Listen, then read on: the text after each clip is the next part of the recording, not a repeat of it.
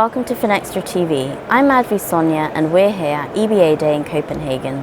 Joining me today is Federico Aondio from Accenture. Hi Federico, how are you? Good, you?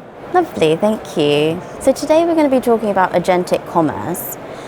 Can you speak more about this topic and how it relates to the future of financial services? Absolutely. Well, it's a reality as of now, both in B2B, B2C commerce.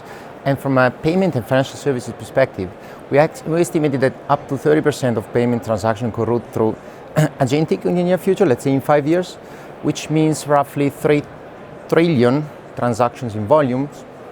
And if you just for a moment think of, let's say 50% of those transactions being routed to cheaper and more efficient payment rail, that means 7 billion fees at risk for banks. So that's the threat.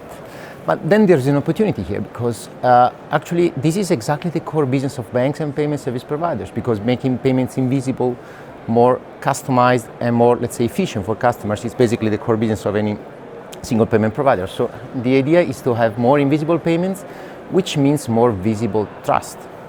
You'll notice a payment only when it's not working, and that's much more relevant for a bank to be there for the moments of truth. So the idea is that there are being a lot of different roles to be played there, be that in Know Your Agents, in smart routing, in smart feedback messages, and whichever other thing it's relevant to make those things work. So it's an opportunity for banks. Of course, there's a threat behind, but as always, there's going to be an opportunity also. Yes, and I think it's really interesting how we've moved from KYC to KYB and now KYA, as you mentioned. I also want to pick up on your point on digital trust.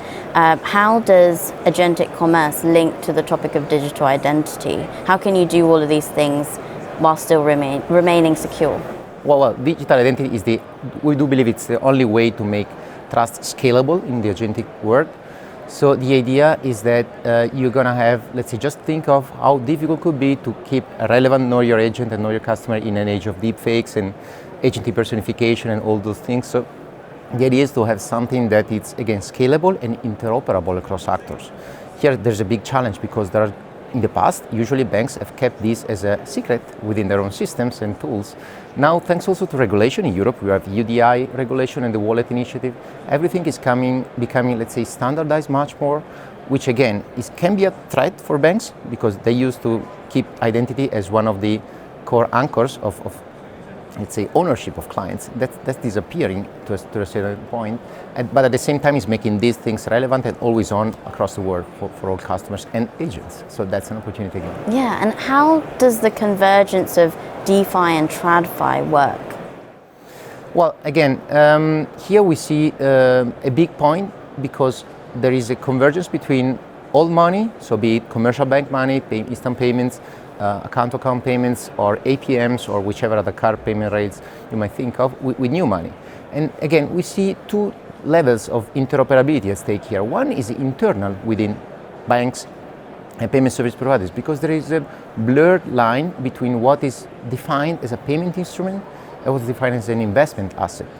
And that's a key challenge, first of all, for banks themselves, because they used to be organized in silos. There is a payment guy, there is a capital markets guy, there's a current account guy, and in systems that do not exactly talk one to each other.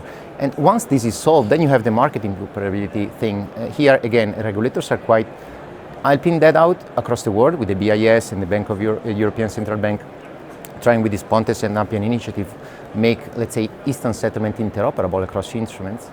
And also the idea that, again, identity plus settlement assets that are consistently interoperable across the world is the only way to make these things happen at scale, which is the only way through which they will be relevant for the customers.